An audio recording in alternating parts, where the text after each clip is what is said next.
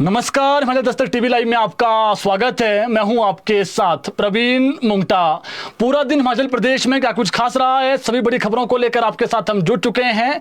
आज की जो प्रमुख खबर है वो राजभवन और सरकार में एक बार फिर ठन गई है। आज राज्यपाल ने फिर नया बयान दिया है। शिव प्रताप शुक्ल ने शिमला में भारत रत्न अटल बिहारी वाजपेयी की पुण्यतिथि पर उनकी प्रतिमा पर पुष्प अर्पित करने के बाद मीडिया से बातचीत में कहा कि विश्वविद्यालय के हित में जो कुछ किया है उन्होंने वह सही था। हाईकोर्ट ने उस पर स्टे दिया है, वह उसका आदर करते हैं। राज्यपाल ने कहा कि वह फैसला जनता पर छोड़ेंगे। नौणी और पालमपुर विश्वविद्यालय के साथ ऐसा क्यों किया जा रहा है, जनता सोच विचार करें और समझ में अपने आप ही उनको आ जाएगा। राज्यपाल शिव प्रताप शुक्ल ने कहा कि वह स्वयं भारत रत्न अटल बिहारी वाजपेयी के अनुयायी है। उन्होंने कहा कि हिमाचल को अटल जी अपना दूसरा घर मानते थे। राजनीति में अटल बिहारी वाजपेयी ने एक कीर्तिमान स्थापित किया था। जब उनकी सरकार अल्पमत में हो रही थी तो उन्होंने इस बात को संसद में कहा, अगर चिमटे से भी सरकार बचाने के लिए कुछ भ्रष्टाचार करना पड़े तो अटल बिहारी वाजपेयी नहीं करेगा। वहीं इस मौके पर मुख्यमंत्री सुखविंदर सिंह सुक्खू ने भी आज मीडिया में बयान दिया है। उन्होंने कहा कि कुलपति को चांसलर की पावर स्टेट लेजिस्लेटिव ने दी है। उन्होंने कहा कि विधानसभा ने गवर्नर को चांसलर नियुक्त किया है तो सरकार की डायरेक्शन पर अमल होना चाहिए। स्टेट लेजिस्लेटिव ने कहा जो भी यूनिवर्सिटी होगी उसमें चांसलर गवर्नर होंगे, वह संवैधानिक नहीं है। राज्य सरकार द्वारा दी गई शक्तियां हैं। उन्होंने कहा कि कृषि मंत्री जगत सिंह नेगी और कृषि सचिव शिवपाल रासू ने पत्र लिखकर राजभवन को कहा कि आप अभी पालमपुर और नौणी यूनिवर्सिटी के कुलपति की एड को विज्ञापित न करें। राज्य सरकार ने विज्ञापन को वापस लिया, मगर राजभवन ने फिर भी कुलपति के आवेदन की डेट बढ़ा दी है। मुख्यमंत्री सुक्खू ने कहा कि वह जल्द राज्यपाल से मिलेंगे और कुलपति की नियुक्ति मामले में उनसे बात करेंगे। उन्होंने कहा कि राज्यपाल हमेशा ही हिमाचल के हितों की बात करते हैं और मुझसे चर्चा करते हैं। उन्होंने कहा कि और भी कई बिल राजभवन में लंबित पड़े हैं जिनमें सुखाश्रय योजना, भ्रष्टाचार से संबंधित बिल भी शामिल है। तो जो ये मामला है इसमें राजभवन का क्या पक्ष है, इसके अलावा सीएम सुक्खू का क्या पक्ष है, वो आपको हमने बता दिया है। अब जिस प्रकार से एडवर्टाइजमेंट की डेट आगे बढ़ाई गई, उसके बाद फिर आज राज्यपाल ने पहले बयान दिया, फिर सीएम ने बयान दिया। सीएम ने बताया कि लेजिस्लेटिव ने क्या उनको वो दिया है, तो उसमें जो दोनों पक्षों से जो बयान आए हैं वो आपको हमने बता दिए हैं। दूसरी खबर, नेता प्रतिपक्ष जयराम ठाकुर ने अटल मेडिकल यूनिवर्सिटी को नेर चौक से सरकाघाट शिफ्ट करने की घोषणा पर आपत्ति जताते हुए कहा कि प्रदेश में संस्थानों को बदलना और उन्हें बंद करना प्रदेश सरकार की संकीर्ण मानसिकता का जीता जागता उदाहरण है। जयराम ठाकुर ने कहा कि प्रदेश सरकार ने अपने अभी तक कार्यकाल में, जो कार्यकाल रहा 2.5 साल का, इसमें या तो संस्थानों को बंद किया है या फिर राजनीतिक लाभ से उन्हें बदला है। अटल मेडिकल यूनिवर्सिटी को बदलना भी उसी का एक उदाहरण है। जयराम ठाकुर ने कहा कि प्रदेश सरकार ने अपने कार्यकाल में इस यूनिवर्सिटी को 3 बार बदलने की घोषणा कर दी है। पहले कहा कि यह नेर चौक में ही रहेगी, उसके बाद इसे सुंदरनगर ले जाने की कोशिश की गई लेकिन वहां जमीन उपयुक्त नहीं मिली। बाद में इसे मंडी में खोलना चाहा। एक दौर ऐसा भी आया जब इसके लिए हमीरपुर में भी जमीन तलाशने के प्रयास हुए। अब इसे सरकाघाट शिफ्ट किया जा रहा है जिसकी घोषणा की गई है। जो संस्थान एक जगह चल रहा है उसको बार बार बदलने की जरूरत नहीं है। यह प्रदेश सरकार की अस्थिरता को जो है वो दर्शाता है। बेहतर होता कि सीएम सरकाघाट के लिए कुछ नई सौगातें देकर जाते तो लोग भी उनका आभार जताते, लेकिन संस्थानों को बदलना और बंद करना ही उनके हर कार्यक्रम का जो ध्येय है वो रह गया है। तो ये जो है जिस प्रकार से संस्थान बदला गया है सरकाघाट के लिए, उसको लेकर के नाराजगी जताई जयराम ठाकुर ने और कहा कि संस्थानों को बंद किया जा रहा है या फिर बदला जा रहा है। इसके अलावा रोहित ठाकुर ने आज नया बयान दिया है। उन्होंने एक बार फिर से ये बात कही है कि मंत्री के तौर पर मैं अभी जो है वो संतुष्ट हूं और पहले कांग्रेस का मैं मंत्री बाद में हूं, पहले जो है वो कांग्रेस का कार्यकर्ता हूं। पार्टी जो भी जिम्मेदारी देगी उसका वो बखूबी निर्वहन करेंगे। उन्होंने कहा कि जो हाईकमान कहेगा वह सर्वमान्य होगा। तो ये एक बयान था जो उन्होंने दिया था मीडिया में कि जो भी पार्टी मुझे जिम्मेदारी जिम्मेदारी देगी मैं उसका बखूबी निर्वहन करूंगा, ये रोहित ठाकुर ने कहा है। और मैं जो है वो मंत्री से पहले कार्यकर्ता हूं और मंत्री के रूप में मैं जो है वो संतुष्ट हूं। अगर मुझे कोई भी कार्यभार पार्टी देती है तो मैं उसके लिए भी तैयार हूं, ये रोहित ठाकुर ने कहा है। इसके अलावा उद्योग मंत्री हर्षवर्धन चौहान बोले कि 7 सांसद हिमाचल को आपदा राहत दिलाने में नाकाम रहे हैं। पिछले 2.5 साल में वही पैसा हिमाचल को मिला है जो प्रदेश का हक था। इसके अलावा एक भी नया पैसा प्रदेश को नहीं मिला है। न केवल 2.5 साल में बल्कि जयराम ठाकुर भी अपने कार्यकाल में डबल इंजन की सरकार वो अपने को कहते थे, लेकिन उस डबल इंजन की सरकार में भी एक भी जो एक्स्ट्रा कह सकते हैं वित्तीय सहायता केंद्र से मिली वो प्रदेश को लाने में वो असफल रहे। तो उन्होंने जो 7 सांसद हैं वो जरूर जो है बयानबाजी करते हैं, लेकिन एक भी सांसद जो है वो पैसा लाने में नाकाम रहा है। ये आज मंत्री हर्षवर्धन चौहान ने बयान दिया है। इसके अलावा हमीरपुर में एक उद्घाटन पर आज सांसद अनुराग ठाकुर ने भी पत्रकारों से बातचीत की। उन्होंने कहा कि केंद्र सरकार ने यूपीए सरकार की तुलना में आपदा राहत के लिए 3 से 5 गुना अधिक धनराशि अभी तक दी है, लेकिन प्रदेश सरकार बंदर बांट कर रही है। यह राशि जो है वो अपने चहेतों को दे रही है, भाई भतीजावाद हो रहा है। उन्होंने कहा कि जो केंद्र सरकार है उसने बड़ा दिल रखा है, लेकिन प्रदेश सरकार छोटा दिल रख रही है और ये समझ में नहीं आ रहा है कि वो कर क्या रही है। जो सच में आपदा प्रभावित है उनके लोगों की मदद करने की बजाय ऐसे लोगों की मदद की जा रही है जो भाई भतीजावाद है उसको बढ़ावा दिया जा रहा है। तो ये खबर थी जी। इसके अलावा दूसरी खबर, ठियोग से विधायक कुलदीप सिंह राठौर को कांग्रेस हाईकमान ने उत्तराखंड का पर्यवेक्षक ऑब्जर्वर बना दिया है। कुलदीप सिंह राठौर को संगठन सृजन अभियान के तहत ऑब्जर्वर जो है नियुक्त किया गया है। राठौर जिला अध्यक्षों की नियुक्ति की सिफारिश पार्टी हाईकमान से करेंगे।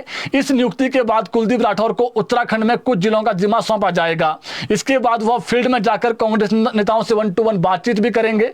जिला कांग्रेस कमेटी अध्यक्ष के लिए 3 से 4 नाम का जो पैनल है वो पार्टी को पहले ही सौंपेंगे, उसके बाद हाईकमान उस पर डिसीजन लिया जाएगा। लेकिन उत्तराखंड जिला अध्यक्ष को जो तैनाती है उसमें भी उनकी मुख्य भूमिका रहने वाली है। इसके अलावा हाईकोर्ट की एक बहुत महत्वपूर्ण खबर है। हाईकोर्ट ने कर्मचारियों को दिए गए वित्तीय समेत अन्य लाभ वापस लेने संबंधी राज्य सरकार के आदेश पर अंतरिम रोक लगा दी है। यह आदेश हिमाचल प्रदेश भर्ती और सेवा शर्तें अधिनियम 2024 के तहत जारी किया गया है।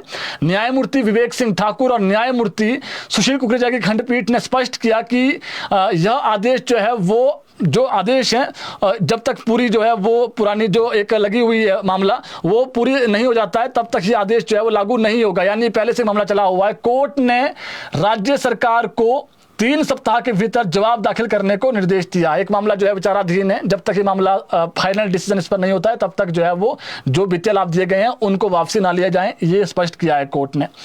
इसके अलावा आज कृष्ण जन्माष्टमी के मौके पर किन्नौर के जुलाकंडा कृष्ण मंदिर जा रहे दिल्ली के 2 श्रद्धालुओं की मौत हुई है। एक 27 वर्षीय है और एक जो है वो 23 वर्षीय है। इन दोनों की मौत हुई है। पैदल ये चल रहे थे, रास्ते में ऊपर से पहाड़ी से पत्थर गिरा और दोनों की दुखद मौत हुई है। काफी दुखद खबर है जी। लोगों से अपील है कि जब आप ऐसे रास्तों पर चलें तो आराम से चलें। इसके अलावा शिमला में जो ट्रीटमेंट प्लांट है लाल पानी में 32 वर्षीय जयप्रकाश की इसमें डूबने से दुखद मौत हुई है। यह सीवरेज ट्रीटमेंट प्लांट में ही कार्यरत था। बताया जा रहा है कि जब जयप्रकाश टैंक में काम करने उतरा था, टैंक का पानी गहरा होने और गैस की दुर्गंध के चलते वह बाहर नहीं निकल पाया, जिससे उसकी मौके पर ही दुखद मौत हुई है। इसके अलावा हमीरपुर जिला के बोर गांव के 25 वर्षीय निशांत शर्मा द्वारा किसी जहरीले पदार्थ के सेवन करने से मौत होने का मामला सामने आया है। एम्स में युवक ने आज सुबह उपचार के दौरान दम तोड़ दिया। युवक ने बीती शाम किसी जहरीले पदार्थ का सेवन कर लिया था और जब इस बारे में परिजनों को जानकारी मिली तो वे युवक को उपचार के लिए मेडिकल कॉलेज हमीरपुर ले गए, जहां तैनात डॉक्टर ने युवक को गंभीर हालत में देखते हुए एम्स रेफर कर दिया, परंतु आज उसने दम तोड़ दिया। दुखद खबर है जी। इसके अलावा कांगड़ा में आज सुबह पोंग डैम से पानी छोड़ दिया पोंग डैम से पानी छोड़ा गया, जिससे ब्यास नदी का जो जलस्तर है वो बढ़ गया। बहाव तेज होने से मिट्टी कट गई, जिससे मंड भोगरवा में एक आलिशान जो मकान था उसका जो बड़ा हिस्सा है वो ढह गया। उधर मंडी के पंडोह में बिजली की हाई टेंशन लाइन का टावर लैंडस्लाइड के कारण जो है वो ध्वस्त हो गया। बीती रात बारिश से चंडीगढ़ मनाली जो 4 लेन है लैंडस्लाइड के चलते 3 जगह बंद हो गया था, लेकिन दोपहर के बाद इसको आज खोल दिया गया। शिमला के देवनगर की बात करें तो यहां पर भी टीसीबी दफ्तर के पास भारी लैंडस्लाइड हुआ है। बीते कल से अभी तक रोड नहीं खुला है। यहां 2 गाड़ियां मलबे में दबी है। इस लैंडस्लाइड के पीछे जो है वो भवनों को अभी भी खतरा है। शिमला के सुन्नी की बात करें तो यहां पर सतलुज नदी जो है वो उफान पर है और जो पुल है उसके ऊपर से जो है वो अब नदी बह रही है। इसके अलावा मौसम विभाग ने, अगर आप देखें, मौसम लगातार खराब रहेगा। कल भी प्रदेश में चंबा, कांगड़ा, मंडी, शिमला, सिरमौर में, इन चारों जिलों में येलो अलर्ट जारी किया गया है। 18 को कांगड़ा जिला में भारी बारिश है, 19 को कांगड़ा में जो है वो अलर्ट जारी किया गया है। तो प्रदेश में जो मौसम में कल, परसों और चौथे लगातार 3 दिन जो है वो खराब रहने वाला है। तो ऐसे में लोगों से अपील है कि नदी नालों के किनारे बिल्कुल ना जाएं, नदी नालों से आप दूर रहें, और लैंडस्लाइड का भी खतरा है। इसके अलावा बीते कल जो है वो कह सकते हैं आप स्वतंत्रता दिवस था। इसका जो राज्य स्तरीय कार्यक्रम था वो सरकाघाट में हुआ। 1700 नई भर्तियों का ऐलान किया है। इसमें 600 जेबीटी के हैं, 600 पटवारी है, 300 पंचायत सेक्रेटरी है, 200 डॉक्टर हैं। इसका डिसीजन लिया गया है जी बीते कल। और 9500 के आसपास जो भर्तियां हैं वो शिक्षा विभाग में भरी जाएगी, ये सीएम ने कल ऐलान किया है।